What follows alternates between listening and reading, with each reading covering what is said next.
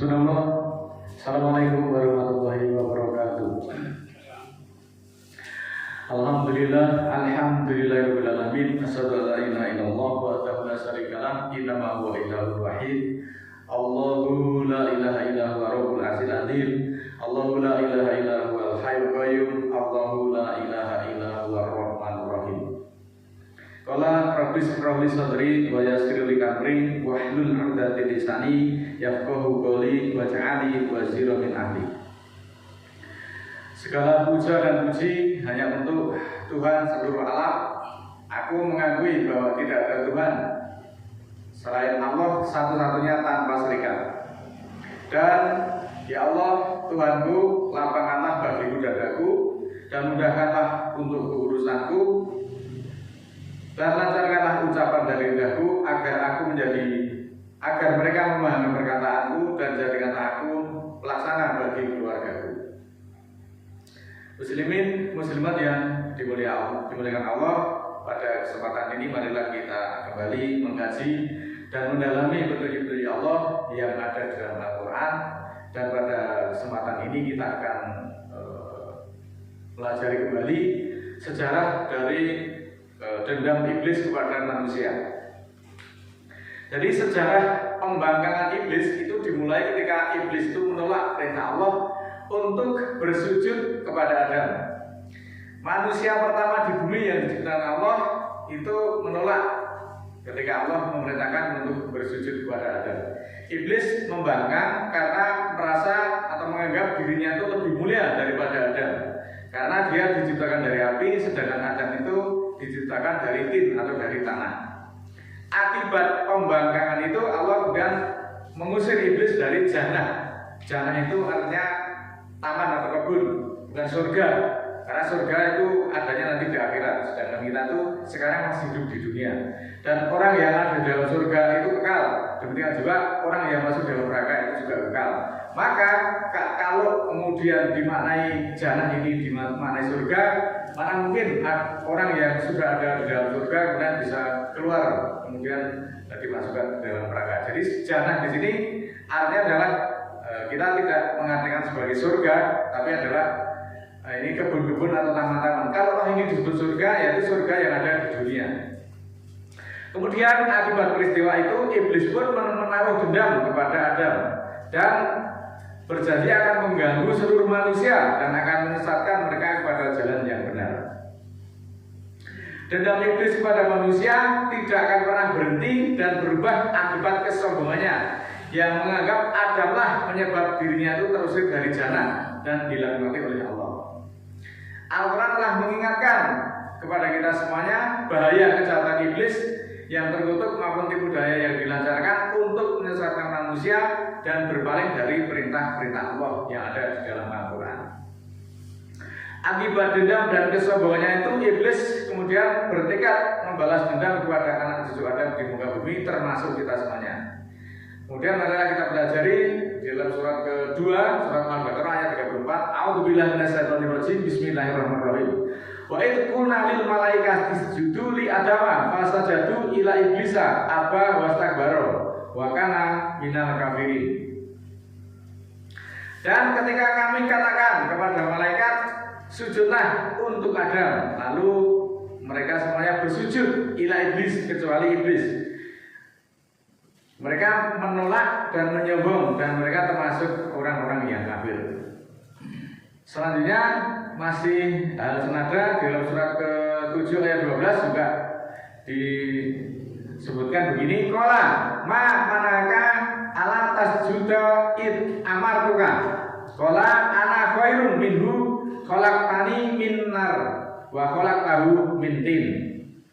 Allah berfirman, apakah yang menahanmu untuk tidak bersujud ketika aku perintahkan kepadamu? Iblis menjawab, aku lebih baik daripadanya.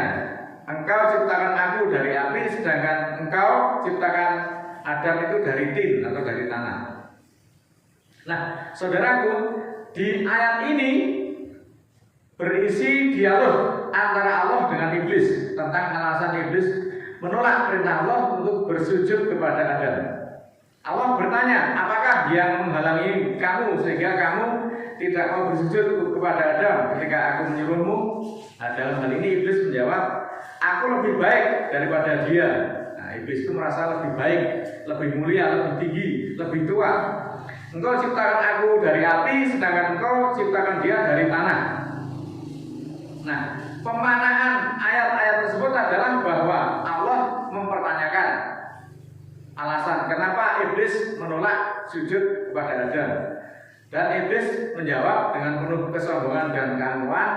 Iblis memandang api itu lebih mulia daripada tanah.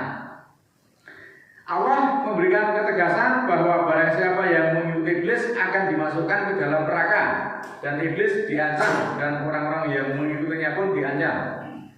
Iblis menolak bersujud kepada Adam karena menganggap dirinya lebih hebat dari Adam. Nah, dalam hal ini iblis beralasan bahwa ia itu diciptakan dari api, sementara Adam diciptakan dari tanah. Dan ia menganggap bahwa api itu lebih utama, lebih mulia daripada tanah. Itu persepsi dari iblis. Iblis mengira api itu lebih mulia daripada tanah.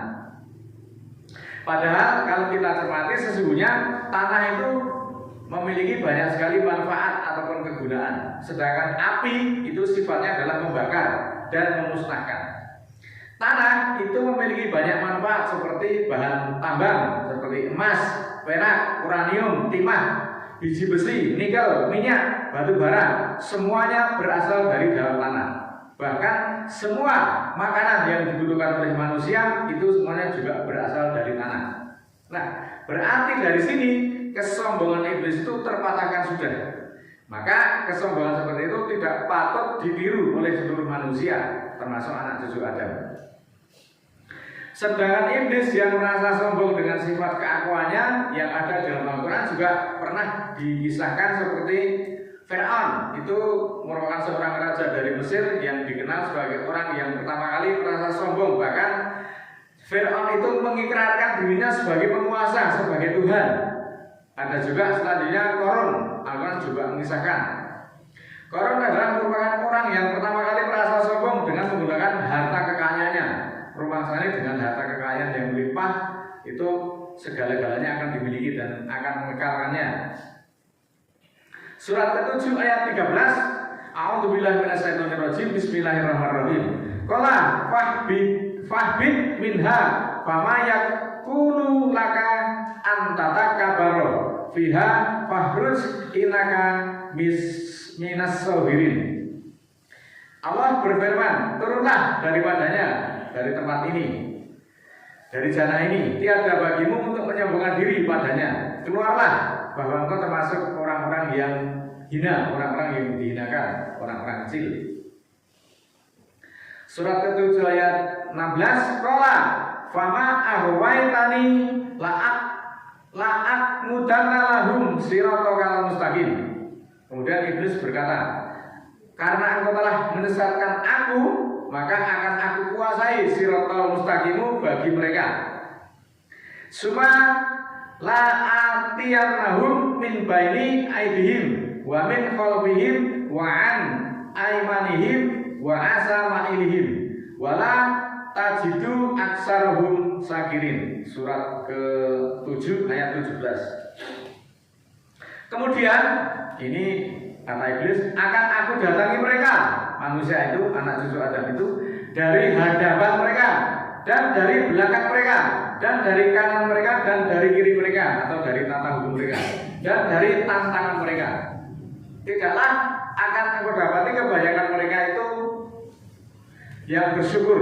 Nah, saudaraku, dari ayat-ayat ini kita bisa mengambil pelajaran bahwa sifat-sifat utama dari iblis itu antara lain kesombongan atau takabur, menolak melaksanakan perintah Allah untuk bersujud kepada Adam. Itu merupakan sifat takabur dari iblis. Jadi kalau ada orang yang tidak mau berbakti pada Allah, juga dia sudah mewarisi perilaku iblis.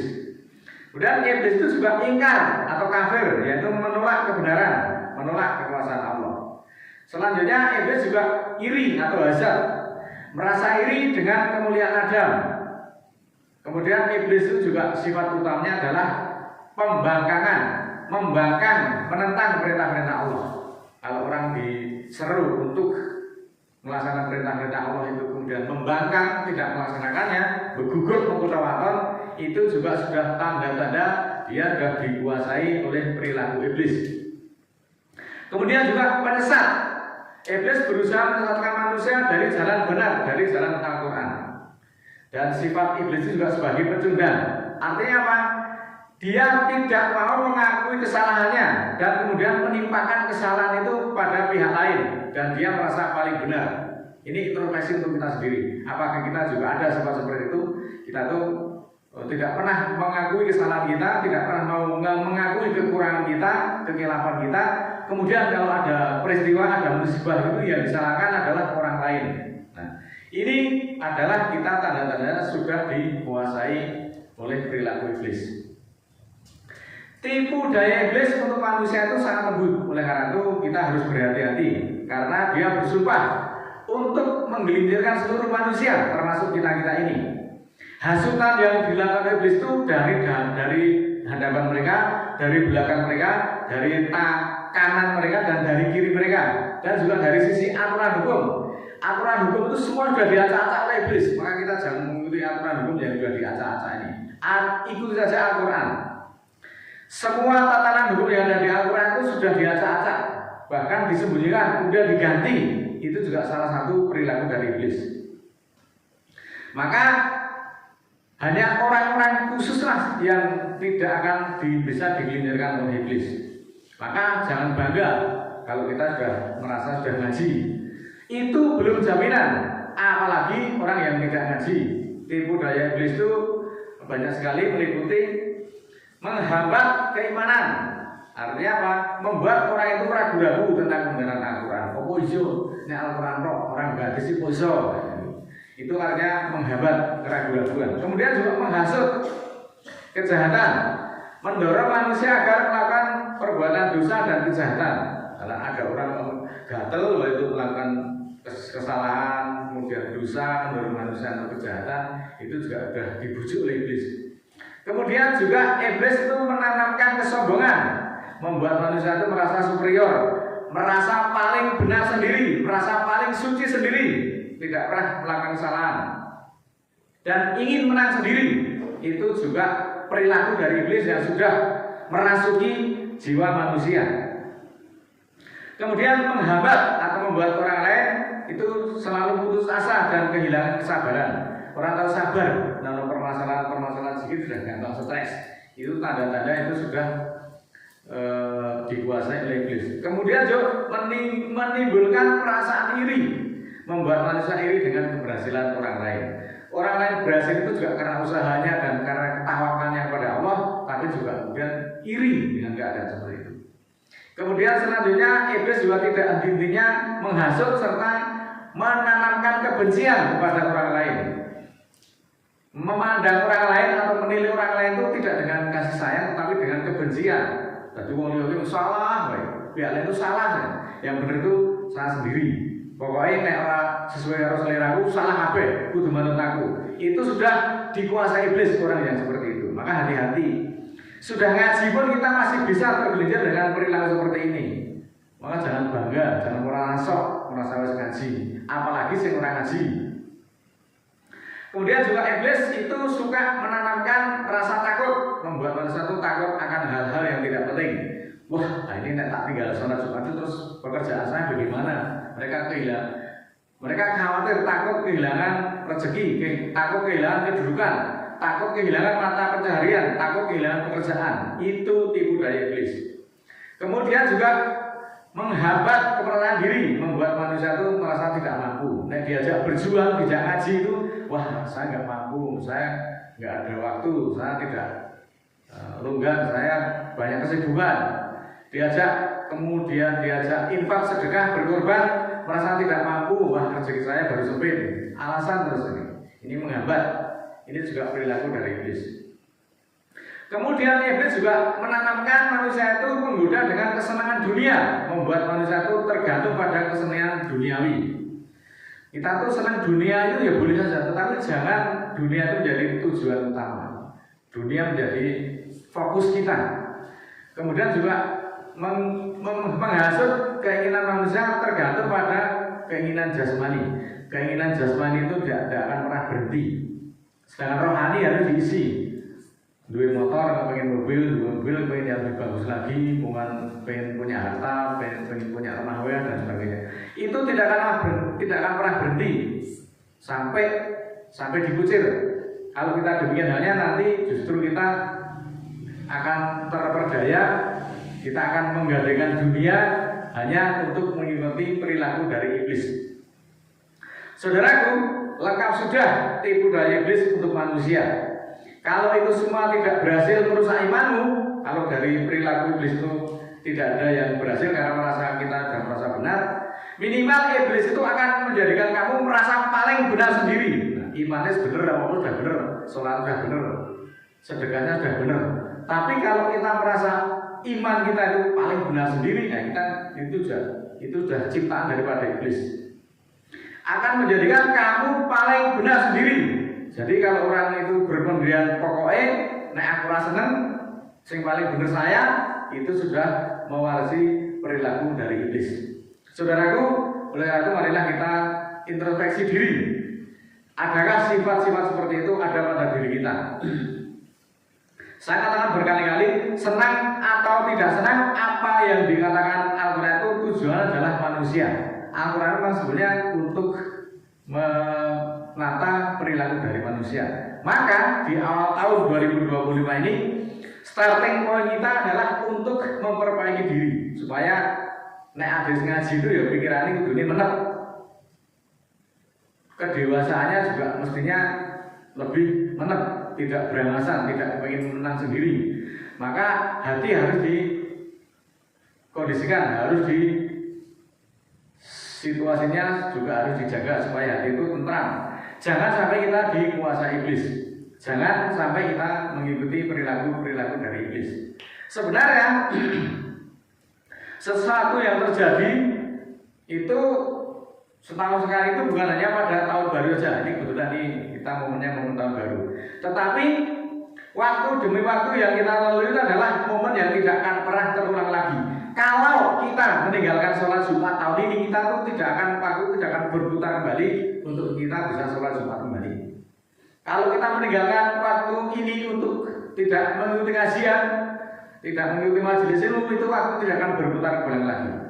Jadi sekali lagi bahwa waktu demi waktu yang kita lalui adalah momen yang tidak akan terulang. Hanya saja kita kurang menyadari, sehingga kita acap kali meremehkan waktu. Wah, ngaji sesuk meneh, wah Jumatan sesuk meneh. Padahal satu-satunya waktu yang kita miliki itu adalah saat ini. Oleh karena itu, siapa yang bisa menjamin besok kita masih bisa bernapas? Tidak ada yang menjamin. Oleh karena itu, saudaraku, jangan kita melewatkan waktu itu terbuang untuk sia-sia untuk kegiatan-kegiatan yang cenderung foya-foya, cenderung kemudian pemborosan. Pemborosan itu adalah sahabatnya setan. Sesungguhnya mubadir atau pemboros itu kawannya setan, dan setan itu sangat ingkar kepada Tuhannya. Mari di momen tahun baru 2025 kita sekali lagi starting point dari kita, mari lagi menenteramkan diri kita, menekan kolbu kita, nurani kita. Jangan sampai kita kemudian dikuasai oleh perilaku iblis yang cenderung itu tadi, nek tidak berhasil merusak semua itu, paling tidak menjadikan kamu itu merasa paling benar sendiri. Itu sudah dikuasai iblis. Oleh itu, mohon ampunan selalu saat kita setiap pagi dan petang, agar Allah senantiasa ridho terhadap apa yang kita usahakan dan kita senantiasa dipimpin pada siratal mustaqim. A'udzubillahi minasyaitonir rajim. Bismillahirrahmanirrahim. Allahumma ighfirli walil mu'minina wal mu'minat al ahya'i minhum wal amwat innaka qaribun mujibud da'wat innaka samiun innaka ala kulli syai'in qadir. Rabbana la tu'akhidna in nasina aw akhtana rabbana wa la tahmil alaina isran kama hamaltahu ala alladziina min qablina rabbana wa la tuhamilna ma la taqata lana bihi wa'fu 'anna waghfir lana warhamna anta maulana fansurna 'alal qaumil kafirin. Rabbana ighfir lana dzunubana wa kaffir 'anna sayyi'atina wa tawaffa'na ma'al abrar. Rabbana la tuzigh qulubana ba'da idh hadaitana wa hab lana min ladunka rahmah innaka antal wahhab. Rabbana ighfir lana wa li ikhwanina alladziina sabaquna bil iman wa la taj'al fi qulubina ghillan lil ladziina amanu rabbana innaka ghafurur rahim.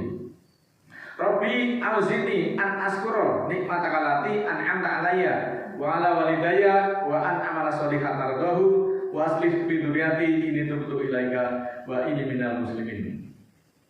Subhana rabbika rabbil izzati amma yasifun wa salamun alal mursalin walhamdulillahi rabbil alamin. Wassalamualaikum warahmatullahi